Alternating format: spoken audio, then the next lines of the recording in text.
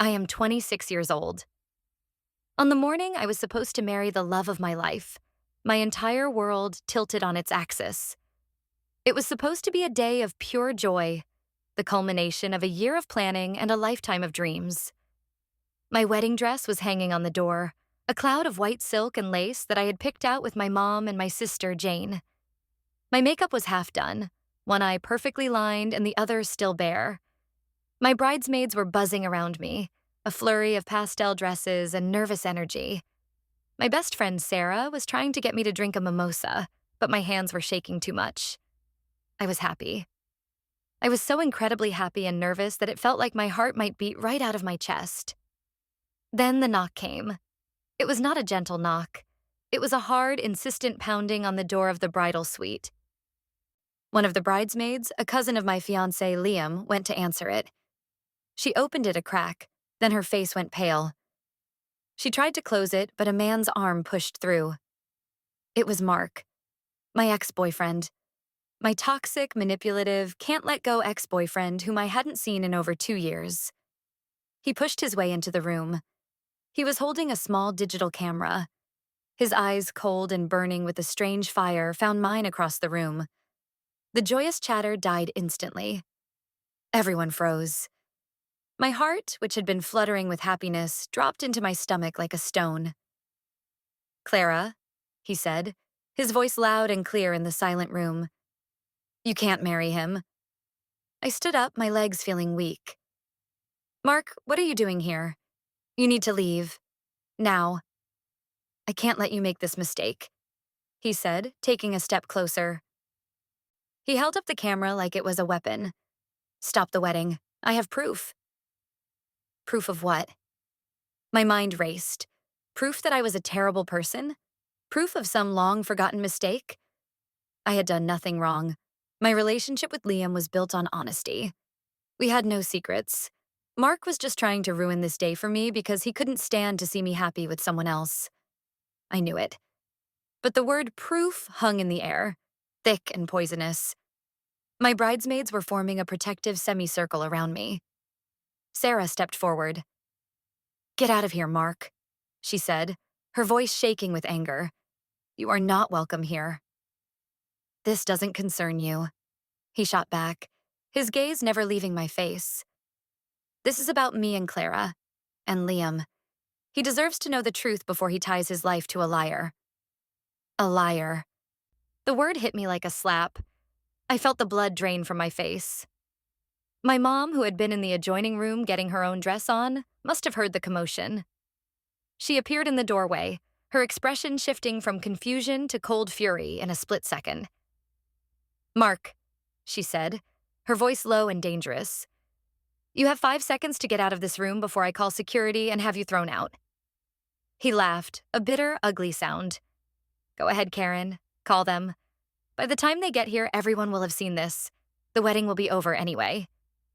He raised the camera, his thumb hovering over the play button. "I think your future son-in-law will be very interested in what's on this video." My breath caught in my throat. What could he possibly have? My past with Mark was messy, but it was over. I had deleted every photo, every message, every trace of him from my life. What could he have recorded? My mind was a blank canvas of fear. I felt a wave of nausea. This was my worst nightmare come to life. He was going to humiliate me in front of everyone I loved. I started to step forward, to plead with him, to tell him to just leave, to do whatever it took to make him go away. But before I could take a single step, my mom moved. She was faster than I had ever seen her move. In 3 quick strides, she crossed the room. She did not yell. She did not scream. She simply reached out, her hand a blur, and snatched the camera from his grasp. Mark was so stunned he didn't even react at first. He just stood there, his hand empty, his mouth slightly open. He stared at my mom as if he couldn't comprehend what had just happened. My mom held the camera tightly in her hand. She looked at it, then she looked at Mark. Her eyes were like chips of ice. "You are a sad, pathetic little boy," she said, her voice dripping with contempt. "You think this little toy gives you power? You have no power here. He finally found his voice. Give that back to me, he demanded, reaching for it. That's my property. My mom took a step back, holding the camera behind her. No, she said simply. You are not going to ruin my daughter's wedding day. You are going to turn around, walk out that door, and you are never going to come near her again. Do you understand me? You can't do this, he sputtered, his face turning red with fury. I have a right to show Liam what she really is. The situation felt unreal. Time seemed to slow down. My bridesmaids were silent, watching the drama unfold. I was frozen, unable to speak or move, caught between the shame of Mark's presence and the fierce protectiveness of my mother. I could hear the distant sound of the organist practicing downstairs, a cheerful melody that felt like it was from another world. The only thing I see here is a bitter man trying to hurt a woman who moved on from him, my mom said, her voice steady and unwavering. Now get out. I'm not leaving without my camera, he insisted, his eyes darting around the room, probably looking for an ally who wasn't there. You're not getting it, she repeated. She glanced at me, her expression softening for a fraction of a second, a silent message of, I've got this. Then her gaze hardened as she turned back to Mark. Security, she called out, her voice ringing with authority. Security to the bridal suite now. Mark's face fell. The threat of security was real. He knew he was trespassing. He took one last look at me, his eyes filled with hatred. This isn't over, Clara, he hissed. Then he turned and stalked out of the room, slamming the door behind him. The silence he left behind was heavy and suffocating. Everyone was looking at me. I finally let out the breath I hadn't realized I was holding. My legs gave out, and I sank onto the small sofa. Sarah rushed to my side, putting a comforting arm around me. My mom walked over to me. She still held the camera. She knelt down in front of me, her face etched with concern. Are you all right, sweetheart? She asked softly. I couldn't speak. I just shook my head, tears finally starting to well up in my eyes. I felt so humiliated, so exposed. The happiest day of my life had been tainted, violated by a ghost from my past. Don't you cry, my mom said, her voice firm but gentle. She used her thumb to wipe a tear from my cheek. You have nothing to be ashamed of.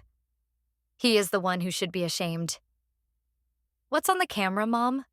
I whispered, my voice hoarse. She looked at the small black device in her hand.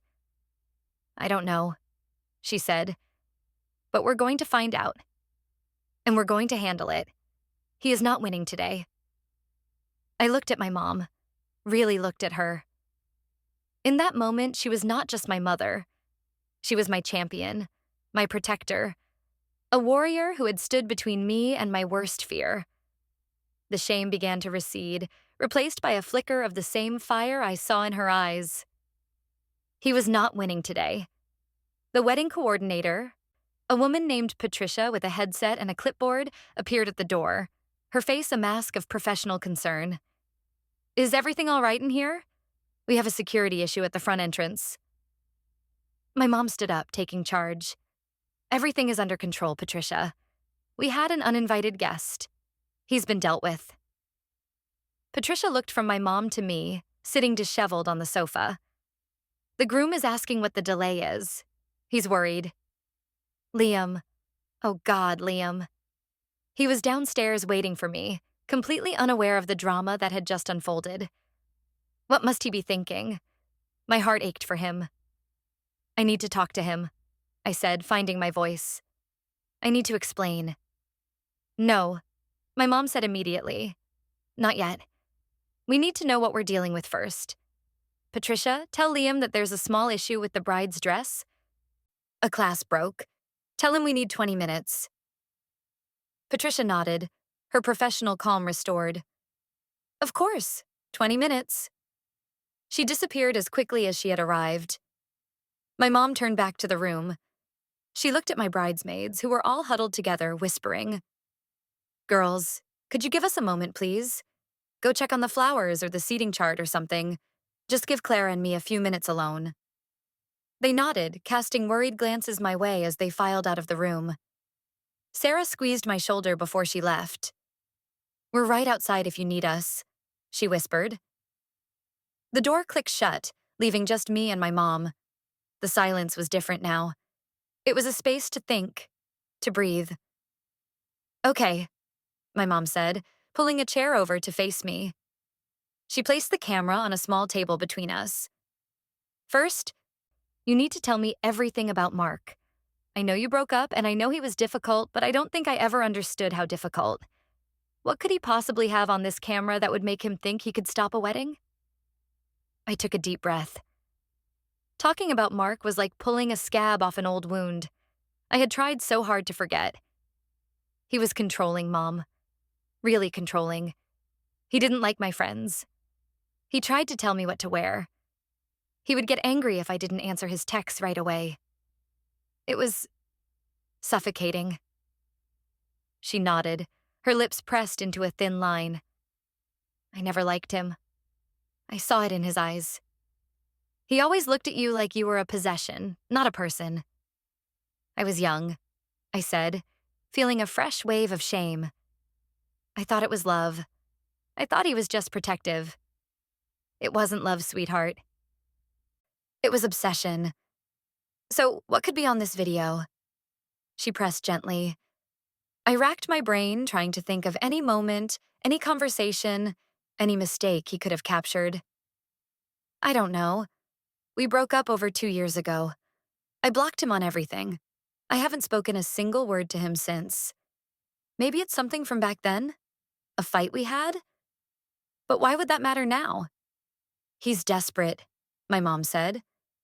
Desperate people do ugly things. They twist things. They lie. She picked up the camera. There's only one way to find out. We need to watch it. My stomach churned. I don't want to. What if it's horrible? What if Liam hears about it? What if he believes him? Liam loves you, she said with absolute certainty. He loves you and he trusts you. But secrets are like poison, Clara. They fester. We can't hide this from him. We need to face it together, and then you and Liam can face it together. He's about to be your husband. He's your partner. We have to give him that respect. She was right. Hiding this would be worse. It would give Mark's pathetic attempt at sabotage power it didn't deserve. Liam deserved the truth. From me. Okay, I said, my voice barely a whisper. Okay, let's watch it. My mom looked at the camera. It had a small flip-out screen. She fumbled with the buttons for a moment, her brow furrowed in concentration. These little things are so complicated, she muttered. She found the power button and pressed it. The small screen flickered to life. The menu was simple. There was one video file, dated from yesterday. My blood ran cold. Yesterday? How could it be from yesterday? I hadn't seen Mark in years. It says it was recorded yesterday, I said, my voice trembling. My mom's eyes widened slightly. She navigated to the file and her thumb hovered over the play icon. She looked at me, a silent question in her eyes. Are you ready? I nodded, bracing myself for whatever was about to come. She pressed play. The video started. The quality was decent, but the sound was slightly muffled, as if it had been recorded from a distance. The scene was a coffee shop. I recognized it immediately. It was the little cafe near my apartment where I met Sarah for our weekly catch-up. And there I was, on screen. I was sitting at a table talking to Sarah. The camera was zoomed in on my face. I remembered the conversation. It was from last week. We were talking about wedding jitters. On the video, my voice was clear, even with the background noise. And sometimes I just get overwhelmed, my on-screen self was saying. It's forever, you know? The whole idea of forever. It's terrifying. Sometimes I wonder if I'm really ready for it. If anyone is ever really ready. The video cut abruptly. Then it cut to another part of the conversation. My face was serious. He's a great guy, but is any one person enough for the rest of your life? It feels like such a huge gamble. I just don't want to wake up in 10 years and realize I've made a huge mistake. Then the screen went black. That was it. That was the proof. I stared at the black screen, my mind reeling. He had taken a 30-minute conversation and chopped it up, stitching together only the moments of doubt. He had completely cut out the parts where I talked about how much I loved Liam. He cut out the part where I said that even though the idea of forever was scary, the thought of forever without Liam was unbearable. He cut out Sarah's response, where she said every bride feels this way and that my doubts were normal, not a red flag. He had twisted my words, weaponizing my normal human anxieties against me. He recorded me, I whispered, horrified. He followed me. He sat somewhere in that coffee shop and filmed me. The violation of it was profound. It felt like he had reached into my private thoughts and put them on display for the world to misinterpret. My mom switched off the camera. Her face was grim. I knew it, she said, her voice tight with anger. I knew he would twist something. This isn't proof of anything, Clara. It's manipulation. It's a cheap, pathetic stunt. But he'll show it to Liam, I said, panic rising in my chest again. Liam will hear those words and he won't have the context. He'll think I don't want to marry him. No, he won't, my mom said, her certainty a lifeline in my sea of panic. Because you are going to tell him the truth first, and I am going to be right there with you. She stood up. We need to get Liam. Now. But the guests? The wedding? The guests can wait, she said firmly. This is more important. This is the foundation of your marriage. It has to be solid. It has to be built on truth, right from this very first test. She walked to the door and opened it. Patricia, the coordinator, was hovering nearby. Patricia, I need you to get Liam. Tell him it's important and to come to the little library office next to the groom's suite. No questions, just get him there. Clara and I will meet him. Patricia, to her credit, didn't argue. She just nodded and hurried off. My mom turned to me. Fix your makeup, she said, her tone softening. Wash your face. You are a bride. You are strong. You are not going to let that little worm see you cry. I looked at my reflection in the mirror. One eye was perfect, the other was smudged with tears. I looked like a mess. But as I stared at my own reflection, I saw the flicker of fire again. The one I had inherited from my mother. She was right. I was not going to let Mark win. I was not going to let him reduce me to a crying, helpless victim on my own wedding day. I grabbed a washcloth, ran it under cold water, and pressed it to my face. The coolness was a shock, but it helped. It cleared my head. I took a deep breath. Then another. I sat back down at the vanity and picked up my eyeliner. With a steady hand, I began to fix my makeup. I was not just a bride. I was a fighter. And my fight was just beginning. My mom and I walked to the library office in silence. She still held the camera. I held my head high, even though my insides were churning. The library was a small, quiet room lined with old books.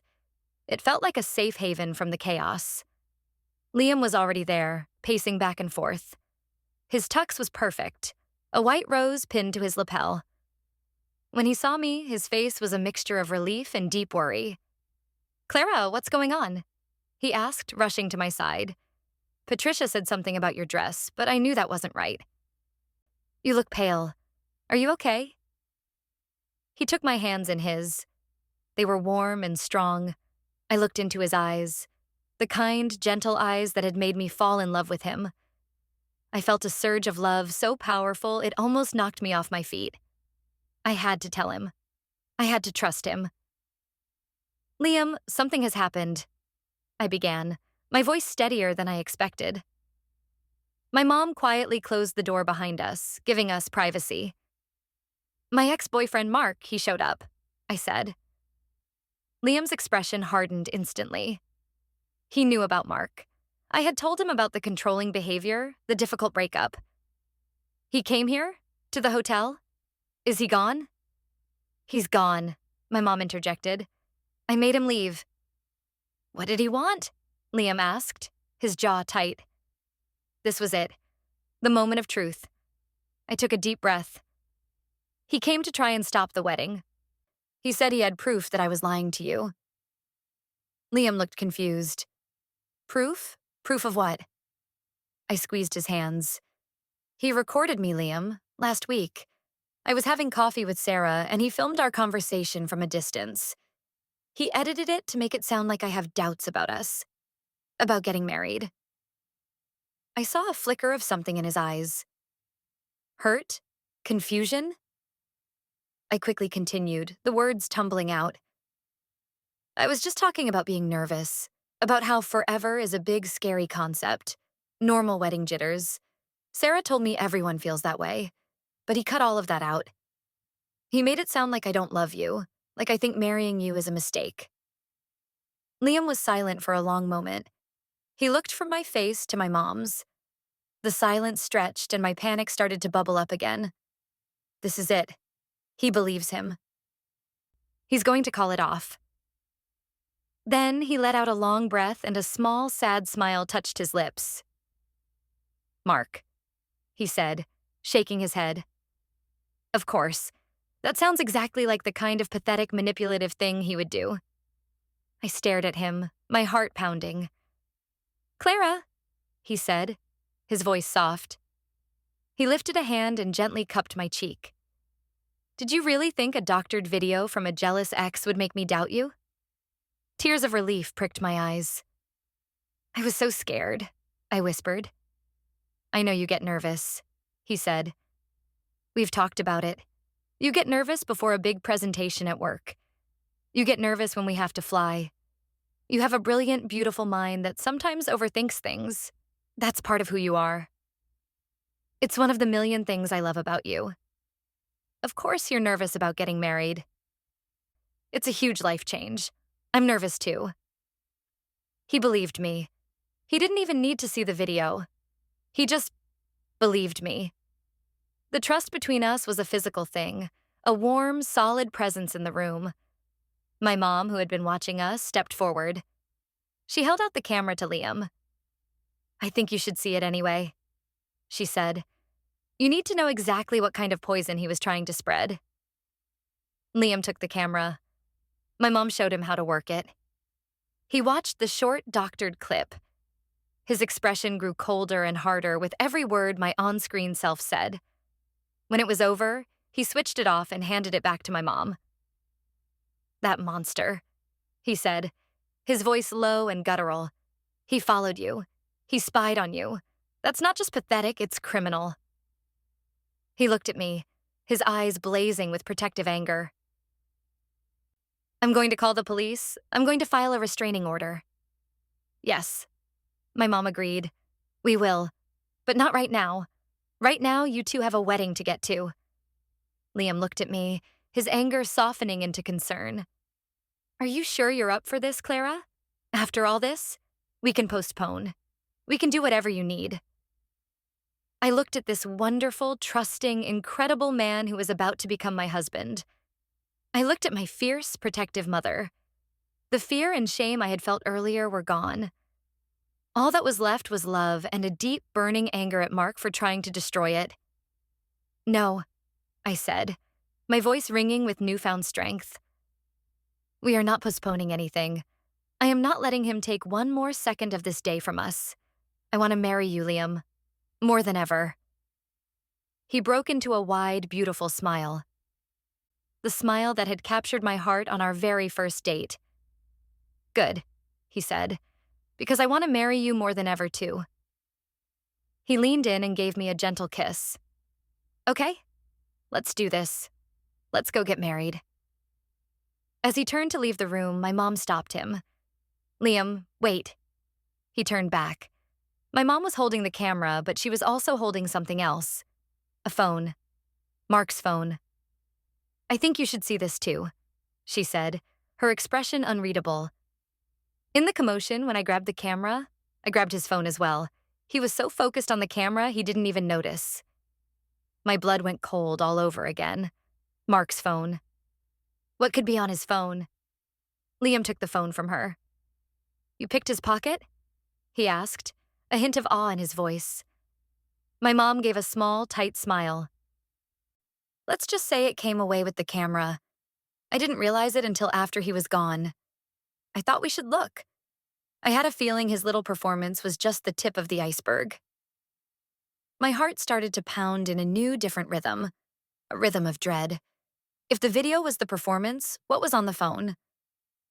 Liam unlocked the phone easily. There was no passcode. Of course there wasn't. Mark was arrogant. He probably thought no one would ever dare to go through his phone. Liam's thumb swiped across the screen, opening up the text messages. The most recent thread was at the very top. The contact name was just an initial. J. Liam's eyes scanned the messages. I watched his face, trying to read his expression. His brow furrowed. He read for a few moments, then he looked up. He didn't look at me. He looked at my mom. And the look that passed between them was something I couldn't decipher. It was dark, complicated. What is it? I asked, my voice trembling. Liam, what does it say? He didn't answer. He just handed the phone to me. I took it, my hands shaking. I looked at the screen. The messages were from this morning. Jay, is it done? Are you there? Mark, getting ready. I'm outside the bridal suite now. Jay, don't mess this up, Mark. You have to be convincing. You have to make Liam doubt her. Mark, I know what I'm doing. She'll be humiliated. The video is perfect. Jay, good. She deserves it. She thinks she's so perfect. She has everything. It's my turn to see her fall. Mark, after this, she'll come running back to me. She'll see that Liam was never right for her. Jay, just do it and delete this conversation. My world stopped. I read the messages again and again. The words blurred through my tears. JJ for Jane, my sister, my maid of honor, the person who helped me pick out my dress, the person who was supposed to be standing beside me holding my bouquet. It was her. She had conspired with my abusive ex-boyfriend to ruin my wedding. She had fed him information. She had encouraged him. She deserves it. It's my turn to see her fall. The phone slipped from my fingers and clattered to the floor. The sound echoed in the silent room. I couldn't breathe. The betrayal was a physical pain, a knife twisting in my gut. It was worse than anything Mark could have ever done. This was my own sister. My blood. No, I whispered. It can't be. Liam knelt and picked up the phone. He wrapped his arms around me, pulling me into a hug. I was rigid with shock, unable to even hug him back. I'm so sorry, Clara, he murmured into my hair.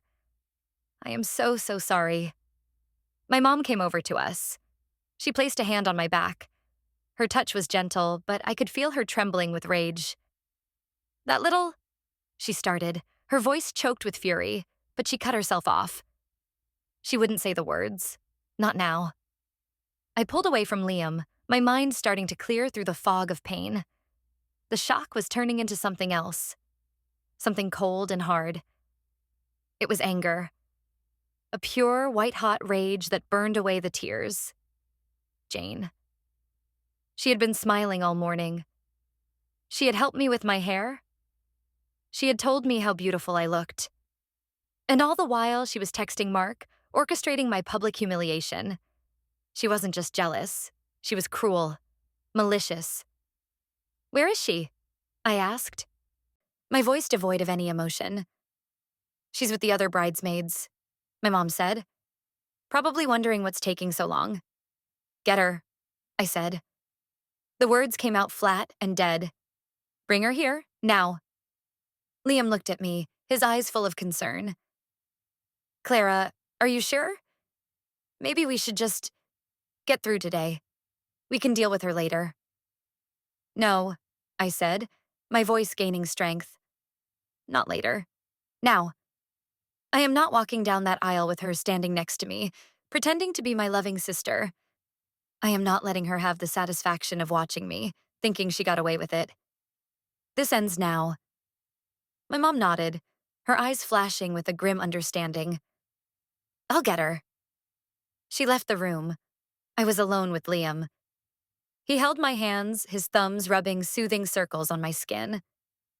Whatever you want to do, I support you, he said softly. We're a team. I can't believe she would do this, I said, the reality of it still sinking in. Why? Why would she hate me so much? It's not about you, Clara, he said. It's about her. Her own insecurities, her own bitterness. It has nothing to do with who you are. I knew he was right, but it didn't lessen the sting. This was the person I had grown up with, shared secrets with, the person I thought would always be on my side. The door opened. My mom walked in, and behind her was Jane, my sister. She was smiling, a picture of innocence in her pale pink bridesmaid dress. What's going on? She asked, her smile faltering a little as she took in the scene. Me, standing stiffly. Liam, his arm around me, his expression like stone. My mom, standing by the door like a sentinel. Is everything okay? We're going to be late. I looked at her. I looked at her perfectly applied makeup, her carefully styled hair. I looked at the smile that didn't quite reach her eyes. And I felt nothing. The love I had for her, the shared history, it was all gone, replaced by a cold, empty void. I didn't raise my voice. I didn't cry. I just asked a simple question. Why did you do it, Jane? Her smile vanished. A flicker of panic crossed her face, but she covered it quickly. Do what? Clara, you're not making any sense. What's wrong? She took a step toward me, her hand outstretched. Are you okay? Don't touch me, I said, and the words were like ice. She froze, her hand dropping to her side. What is this about? She asked, her voice turning defensive. I held her gaze. I didn't need to shout. The truth was my weapon. I know you've been talking to Mark, I said calmly. The color drained from her face. She was a bad liar. She always had been. Her eyes darted toward our mom, then to Liam, looking for an escape. Mark? She stammered. I haven't talked to Mark in years. You know that. Don't lie to me, Jane, I said, my voice dangerously quiet. Not anymore. I have his phone. I have the texts. This is it. The moment of confrontation. She looks at me and I see the lie crumble in her eyes. I see the raw panic. She knows she's caught. What texts? She whispers, her voice barely audible. Do you want me to read them out loud? I ask. My voice is steady. I am in control now. The ones from this morning, where you told him to make Liam doubt her? Where you said I deserved to fall. Jane starts to shake her head, her eyes wide with desperation. No, it's not what it looks like. He twisted things. He was manipulating me. He was manipulating you? I say, and a harsh, humorless laugh escapes my lips. Really? Is that the story you're going with? It looked to me like you were the one pulling the strings. Don't mess this up, Mark. That doesn't sound like someone being manipulated. That sounds like someone giving orders. My mom, who has been silent until now, steps forward. Her face is a mask of grief and disappointment.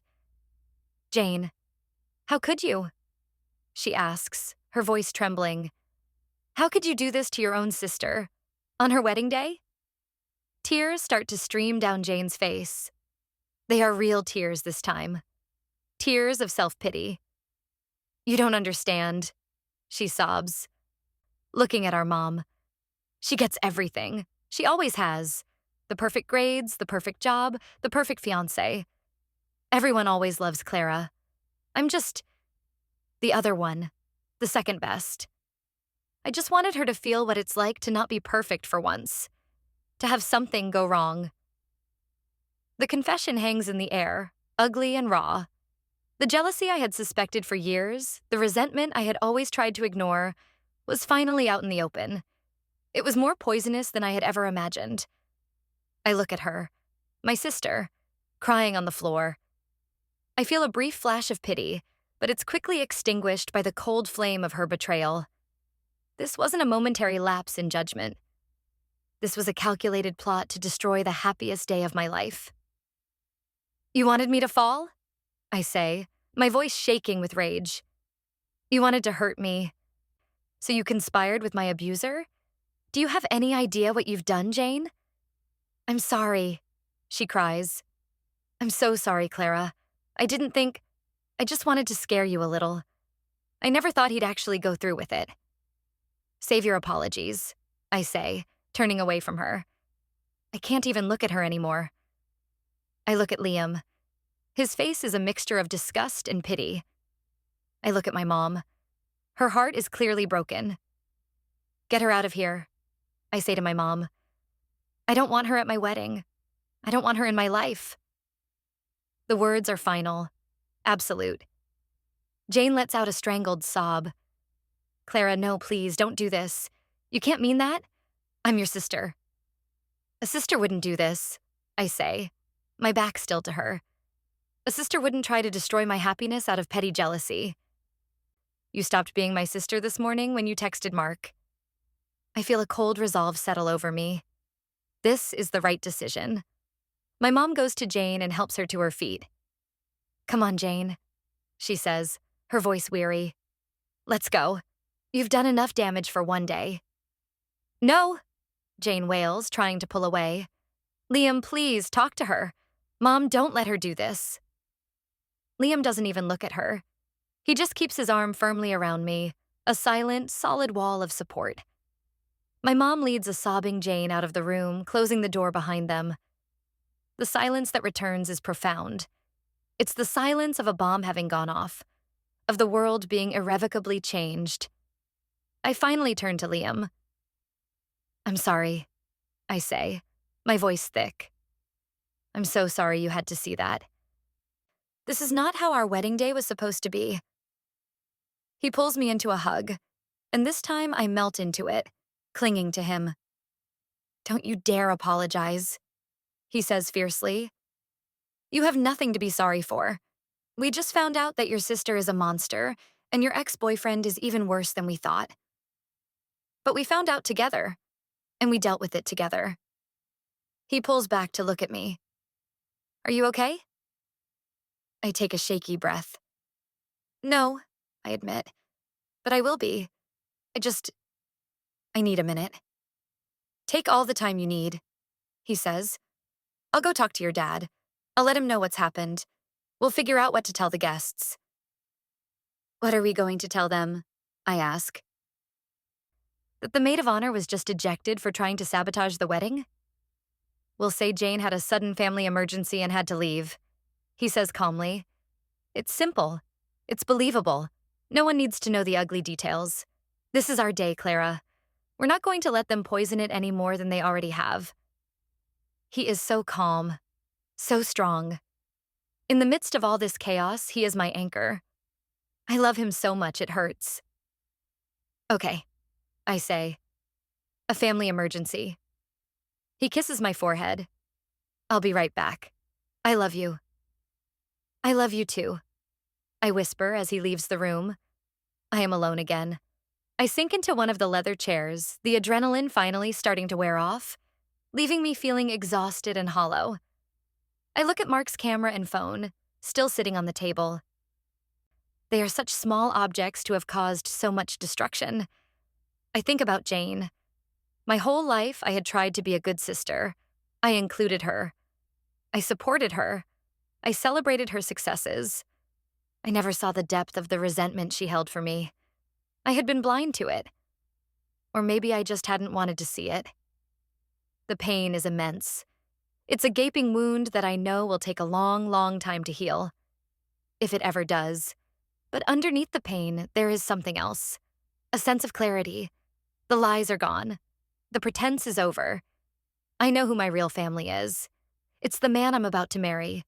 It's the mother who would go to war for me. A few minutes later, my mom comes back into the room. Her eyes are red-rimmed, but her composure is back. "Your father is taking Jane home," she says quietly. "He's devastated. We both are." I don't know what to say, Clara. I am so sorry. I feel like I failed both of you. I stand up and go to her, wrapping my arms around her. "This is not your fault, Mom," I say, my voice thick with emotion. "You didn't do this. Jane did. You have been amazing. You saved me today." She clings to me, and for the first time, I feel her shoulders shake with silent sobs. I hold her, my fierce, strong mother, and let her cry. We stand there for a long moment, two women battered by a storm we never saw coming. Finally, she pulls back and wipes her eyes. "Okay," she says, taking a shaky breath. "No more tears. You have a wedding to get to. Liam is waiting. Everyone is waiting." She looks at me, her eyes searching my face. "Are you sure you can do this, sweetheart?" I think of Liam's unwavering trust. I think of my own anger and the strange, hard strength it has given me. I think of the future we are supposed to start today. I am not going to let Jane and Mark steal that from me. "Yes," I say, and my voice is clear and strong. "I'm sure. Let's go." My mom smiles, a real, albeit watery, smile. That's my girl. She helps me adjust my veil. She smooths down my dress. She gives me one last fierce hug. "I am so proud of you," she whispers. As I walk out of the library and toward the ceremony hall, my heart is not light and giddy like it was this morning. It's heavy. It's wounded. But it's also strong. I know who I am. I know who I can trust. And I know who I am walking toward. The organ music swells as the doors to the hall open. Everyone stands. All I see is Liam, standing at the end of the aisle, his eyes fixed on me. His smile is a beacon of hope and love in the wreckage of the day. I start to walk toward him. Each step is a declaration. I am not broken. I am not defeated. I am a survivor. And this is not the end of my story. It's the beginning. The ceremony was beautiful. It was also a blur. I remember holding Liam's hands, their warmth a constant grounding presence. I remember the officiant's kind words about love and partnership, words that now held a much deeper meaning. I remember looking out at the faces of our friends and family and seeing nothing but love and support. My dad walked me down the aisle, his face grim but proud. He squeezed my hand before he placed it in Liam's, a silent message of solidarity. My mom sat in the front row, her eyes never leaving me, her expression a mixture of pride and sorrow. Sarah, my best friend, stepped up to be my impromptu maid of honor.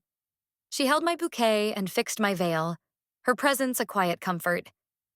She knew something was terribly wrong, but she didn't ask questions. She just showed up for me, the way a true friend does. When it came time for the vows, Liam went first. He looked directly into my eyes, his voice clear and strong. "Clara," he began, "I wrote these vows weeks ago. I wrote about how I fell in love with your wit, your kindness, and your incredible spirit. I wrote about how you make me a better person. All of that is still true.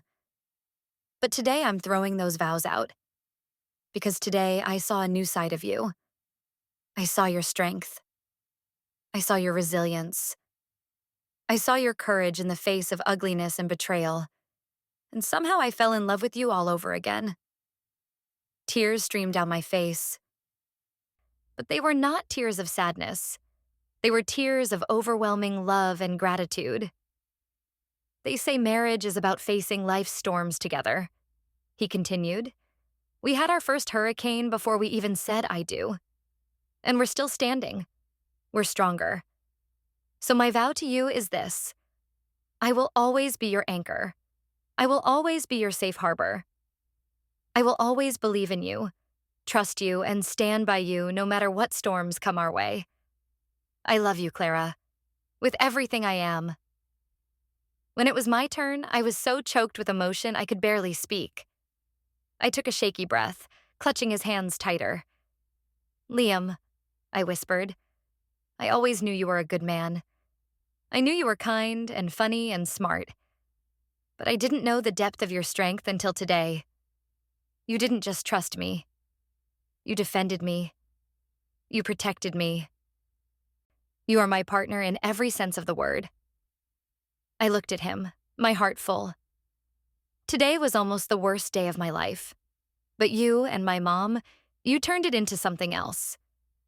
You turned it into a day that showed me what true love and real family are. My vow to you is to always be worthy of that love, to always be honest with you, to always be your team. I love you more than words can say. We exchanged rings. The simple gold bands felt heavy with the weight of our promises. When the officiant finally said, "You may now kiss the bride," Liam pulled me into a kiss that was full of love and relief and the promise of a new beginning. The room erupted in applause. We were married, we had made it. The reception was a strange mix of joy and underlying tension. My dad, ever the diplomat, had made a brief announcement that Jane had a sudden, severe migraine and had to go home. It was a plausible lie, and most guests accepted it without question. But our closest friends and family, the ones who knew us best, could tell something was off. There were worried glances, whispered conversations. I did my best to smile, to laugh, to dance.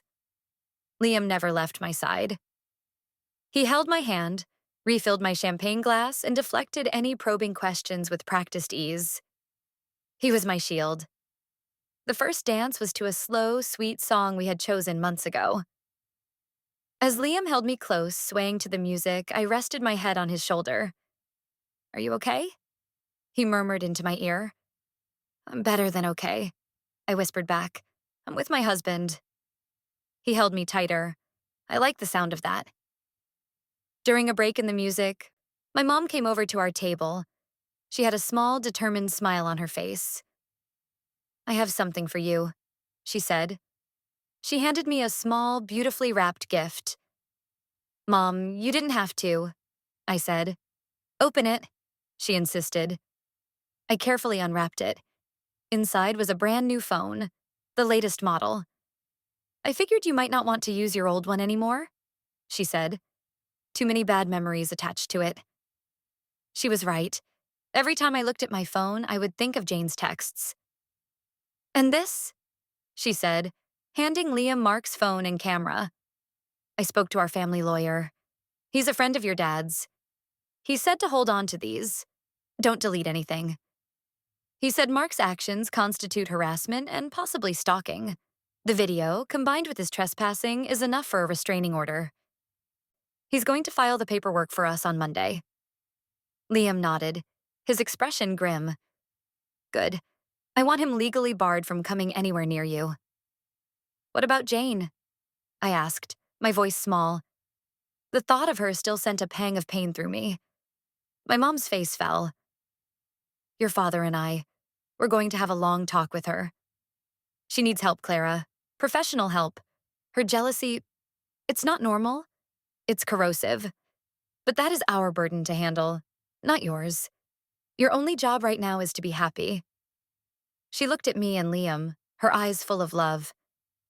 "You two are so strong together. You're going to have a wonderful life." Later in the evening, Sarah found me near the balcony where I had stepped out for a breath of fresh air. "Okay," she said, standing beside me. "You don't have to tell me everything.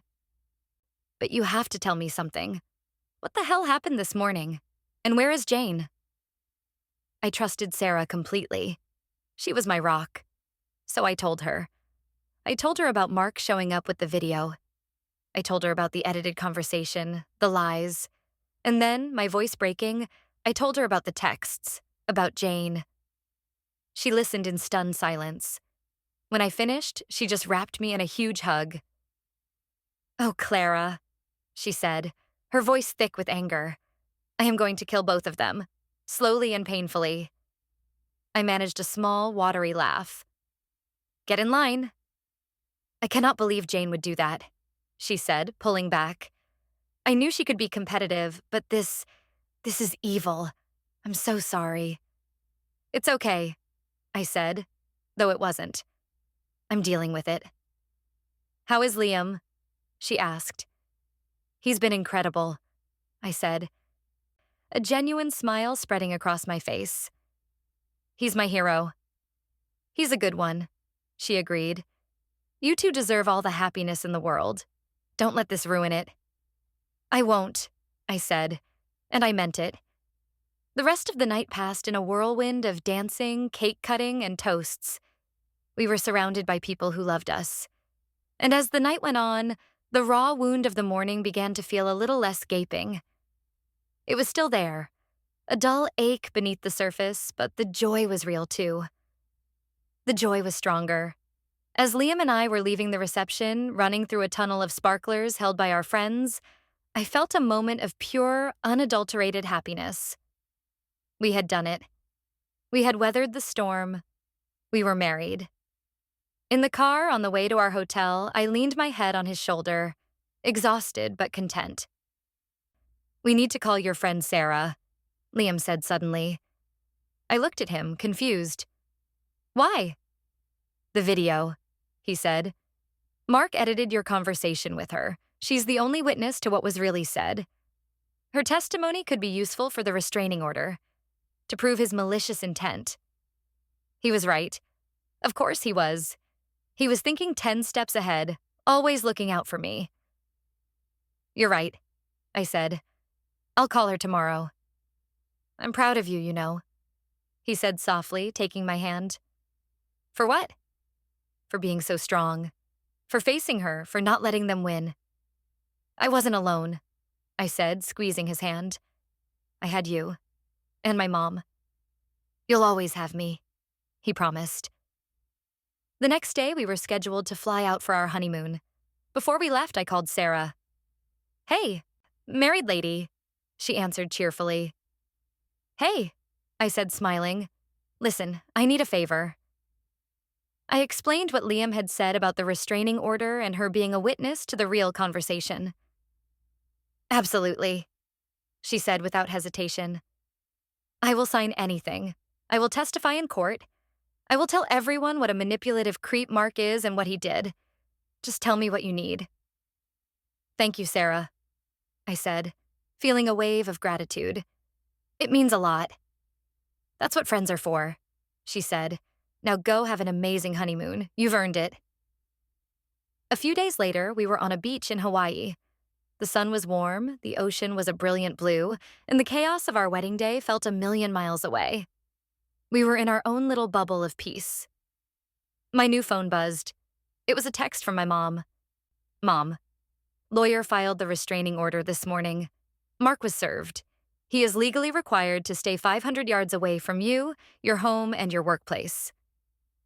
I showed the text to Liam.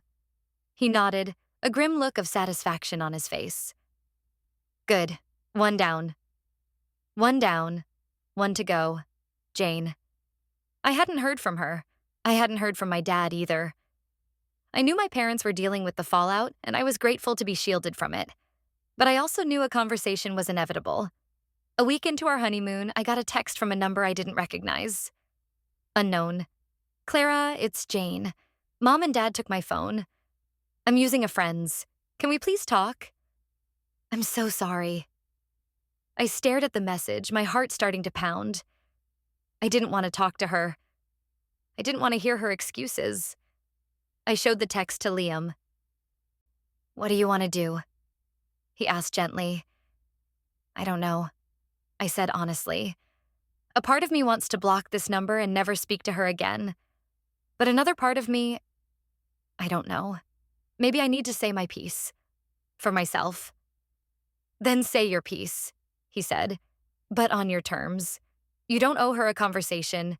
You don't owe her forgiveness. You don't owe her anything. I thought about it for a long time. That night, I texted her back. Me. There is nothing to talk about. You conspired with an abusive man to sabotage my wedding and publicly humiliate me. You did this out of jealousy and spite. I typed and deleted my next words a dozen times. Finally, I settled on the simple, brutal truth. Me. You are not the person I thought you were. I don't know who you are. I need you to stay away from me. Don't contact me again. I blocked the number. It felt final. It hurt. It was like closing a door on my entire childhood, but it also felt necessary. It was a boundary, a line drawn in the sand. I was protecting myself. I was choosing my own peace. When we got back from our honeymoon, life began to settle into a new normal. We moved into our new apartment. We wrote thank you cards. We started our life together. But the ghost of what Jane did was always there. My mom called me a few weeks after the wedding. "How are you, sweetheart?" she asked, her voice cautious. "I'm good, Mom," I said, and it was mostly true. "Married life is good." "I'm glad," she said. There was a pause. "Your father and we've been talking to Jane. We found a therapist for her. She started going." "That's good," I said, my voice neutral. I was glad she was getting help. I hoped for her own sake that it would work, but it didn't change anything for me. "She wants to see you, Clara," my mom said softly. "She wants to apologize in person." I felt a familiar knot of anxiety tighten in my stomach. "I can't, Mom. Not yet. Maybe not ever. I can't." "I understand," my mom said, and I was so grateful that she didn't push. "You take all the time you need. Your father and I support your decision. Whatever you need." The months passed. The wound of Jane's betrayal slowly began to scar over. It was still there, a tender spot that ached when I thought about it too much, but it no longer consumed me. My life with Liam was happy. It was real, and it was solid. We had been tested on our very first day, and we had come out stronger. About 6 months after the wedding, I got an email from a lawyer. It was a cease and desist letter. From Mark. He was accusing me of stealing his personal property, the camera and the phone, and of defamation. He was threatening to sue me if they weren't returned immediately. I stared at the email in disbelief. The audacity of the man was breathtaking. I forwarded the email to Liam and to my mom. Liam called me immediately. "He's bluffing," Liam said, his voice laced with contempt. "He's trying to intimidate you. He has no legal ground to stand on." My mom called a minute later. "I've sent it to the lawyer," she said, her voice like steel. "Let him handle it. Don't you respond.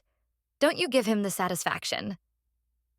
Our lawyer responded to Mark's lawyer with a blistering letter. It detailed Mark's trespassing, his harassment, the clear evidence of his malicious intent from the video, and the conspiracy documented in his text messages. It also reminded him that a restraining order was in effect, and that this legal threat could be considered a violation of that order. The letter ended by stating that the camera and phone were being held as evidence in an ongoing harassment case and would not be returned. We never heard from Mark again. Life went on. The first holidays were hard. My parents' house felt empty without Jane. There was a palpable sadness, a space at the table that no one knew how to fill. We didn't talk about her.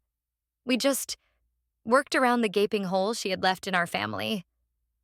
One afternoon, I was having lunch with my mom. It was the first time in a while that we had been able to just relax and talk without the shadow of the wedding day drama hanging over us. "You know," she said, stirring her iced tea, "I've been thinking a lot about that day." "Me too," I admitted. "I'm proud of how you handled it, but I'm also sorry," she said. "Mom, you have nothing to be sorry for." "I'm sorry I didn't see what was happening with Jane sooner," she clarified. "The jealousy. I saw glimpses of it over the years, but I always dismissed it. I told myself it was normal sibling rivalry. I didn't realize how deep it went. I should have paid more attention." "You can't blame yourself for that," I said. "She hid it well. She hid it from all of us." "Still," she said, her eyes sad. "I look back now, and I see the signs, the little comments. The way she would sulk when you got an award. I should have done more." We were silent for a moment. The therapist says it's a form of narcissistic injury, my mom said quietly. That Jane has a very fragile sense of self. Your successes felt like personal attacks to her. It's not an excuse, but it's an explanation. An explanation. Maybe that's what it was. But it didn't make the betrayal hurt any less. On our first anniversary, Liam and I went back to the little restaurant where we had our first date. It was a perfect evening. We talked and laughed, and for the first time, I felt like the shadow of that day had finally, truly lifted. Happy anniversary, Liam said, raising his glass. To 1 year of surviving hurricanes. I smiled, clinking my glass against his. To many more. As we were leaving the restaurant, my phone buzzed. It was a text from my mom. It was a photo, a picture of a sonogram. The text below it read, "You're going to be an aunt. Jane is pregnant." I stopped in the middle of the sidewalk. I stared at the blurry black and white image. Jane was going to have a baby. Liam saw my face and came back to my side. "What is it?" I showed him the phone. He was silent for a moment. "How do you feel?" he asked gently. I didn't know. I felt a strange mix of emotions. A flicker of something that might have been happiness for the innocent life that was coming. A wave of sadness for the relationship we used to have. For the fact that I couldn't just be purely happy for her. And a cold knot of apprehension. A baby. It changed things. It would tie her to our family forever. I don't know, I said honestly. That night, I couldn't sleep. I kept thinking about the baby, about Jane as a mother. Would she be a good mom? Would she pass on her bitterness and jealousy to her child? I thought about my own future. Liam and I wanted kids too. Someday, our children would be cousins. Would they ever be able to play together? To be a family? Or would the poison of Jane's actions taint the next generation too? The next morning, I told Liam my fears. "We'll handle it," he said, his voice firm and reassuring. "The same way we handle everything. Together. We will protect our family. We will set boundaries. We will not let her toxicity touch our children." He was right.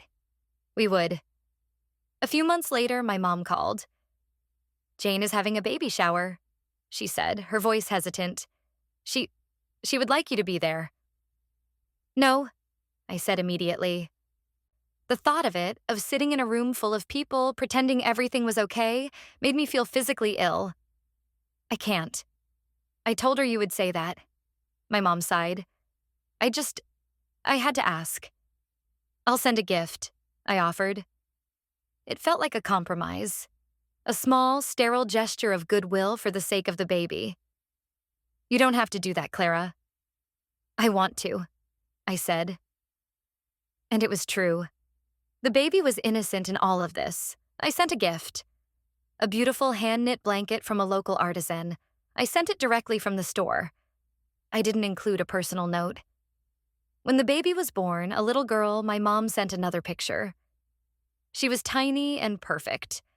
I felt that same strange pang of sadness and joy. My niece. A niece I might never know. Life continued. Liam and I bought a house. We got a dog. We were happy. Truly, deeply happy. The drama with Jane and Mark became a distant memory. A story I would sometimes tell new friends, a testament to the strength of my marriage. Then, one day, about 2 years after the wedding, I ran into her. Jane.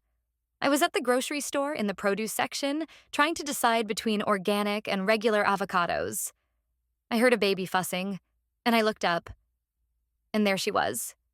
She was pushing a shopping cart, a toddler with big blue eyes sitting in the seat. She saw me at the same time. We both froze. She looked different. Tired. The sharp, competitive edge she always had was gone, replaced by the weary exhaustion of a young mother. Her hair was pulled back in a messy ponytail. She wasn't wearing any makeup. "Clara," she said, her voice barely a whisper. I didn't know what to say. I just stared at her. at my niece. The little girl was staring at me with open curiosity. "Hi," I finally managed to say. An awkward silence fell between us. The air was thick with everything that had been left unsaid. "She's beautiful," I said, nodding toward her daughter. Jane managed a small, sad smile. "Her name is Lily." "Lily?" I repeated. It was a pretty name. I'm still in therapy," she said, as if it was an offering. "It's helping. I've learned a lot about myself, about why I did what I did." I just nodded. I didn't want to get into it. Not here, in the middle of the grocery store over the avocados. "I know I can't take it back," she continued, her eyes filling with tears. "And I know you can't forgive me. I don't expect you to. But I am sorry, Clara. I am so, so sorry. It's the biggest regret of my life." I looked at her, really looked at her, and for the first time I believed her. The apology didn't feel like a manipulation. It didn't feel like an attempt to get something from me. It just felt true. But the truth didn't magically heal the wound. It didn't erase the betrayal. "I appreciate that, Jane," I said, and my voice was gentle. "I'm glad you're getting help. For your sake and for Lily's." I looked at my niece again. She smiled at me, a sweet, toothless grin. I felt a crack in the ice around my heart. "I have to go," I said. "Liam's waiting." "Okay," she said, looking down. It was good to see you, Clara." "You too, Jane," I said. And I walked away. I didn't look back. When I got home, I told Liam what had happened. "How do you feel?" he asked. His default question whenever Jane came up. "I don't know," I said, sinking onto the sofa. "Sad. Confused. It was just so normal and so strange, seeing her as a mom." I thought about it all evening. I thought about her apology. I thought about Lily's smile. I thought about forgiveness. Was it possible? Did I even want it? Forgiving her felt like saying what she did was okay. And it wasn't. It would never be okay. But holding on to the anger, it was exhausting. It was a heavy weight I had been carrying for 2 years. Maybe forgiveness wasn't about her. Maybe it was about me. Maybe it was about letting go of the weight. I didn't have an answer. A few weeks later, it was Lily's 2nd birthday. My mom called. "We're just having a small family party," she said. "Your dad and me, Jane and her husband. I know it's a lot to ask, Clara, but would you and Liam consider coming? Just for an hour. For Lily." For Lily, not for Jane. For the innocent little girl who was my niece. I told her I would think about it. I talked to Liam. "I don't want to go," I said. "But I don't want to look back in 20 years and regret not knowing my niece. I don't want to let Jane's actions dictate my relationship with the rest of my family forever." "Then let's go," he said simply. "We'll go for an hour. We'll be a team. If it gets to be too much, we leave. No questions asked. You are in control." And so we went. Walking up to my parents' house, my heart was pounding. It was the first time I had been in the same room with Jane for a social event since the wedding. When we walked in, Jane was there, holding Lily's hand. She looked nervous. She didn't rush to hug me. She just gave me a small, hesitant smile. "I'm glad you came," she said quietly. "Happy birthday, Lily," I said, handing the little girl a brightly wrapped present. The hour was awkward. The conversation was stilted. We talked about the weather. We talked about Liam's job. We talked about the dog. We didn't talk about the past. But I watched Jane. I watched her with her daughter. She was a good mom. She was patient and loving. She was not the same bitter, angry person she had been 2 years ago. Therapy had changed her. Motherhood had changed her. As we were getting ready to leave, my mom pulled me aside in the kitchen. "Thank you for coming, sweetheart," she said, her eyes shining with tears. "It means the world to me. To all of us." It was for Lily, I said. I know, she said, but maybe it's a start. Maybe it was. On the car ride home, I was quiet. That was hard, I finally said to Liam. You were amazing, he said. She's different, I said. She's really trying. I know, he said. I looked out the window, watching the houses go by. The anger I had held on to for so long, it was starting to fade. It was being replaced by a quiet, weary sadness. A sadness for what we had lost, for the sister I would never get back. But maybe, just maybe, we could build something new, something different, something fragile and careful, built on the wreckage of the past. I didn't know. But for the first time in a long time, I felt a flicker of something that might one day become hope. The path to forgiveness was not a straight line. It was messy and complicated and full of setbacks. But maybe, just maybe, I was finally ready to take the first step. The revenge I had exacted on my wedding day was swift and total. It had been necessary. But living in that state of anger and retribution forever, it wasn't a life. My life was with Liam. My life was about building a future, not endlessly litigating the past. Jane's punishment was living with what she'd done. My freedom was choosing to move on. And as I looked over at my husband, my partner, my rock, I knew that no matter what happened with my sister, my own family was strong. My own family was safe. And that was all that truly mattered.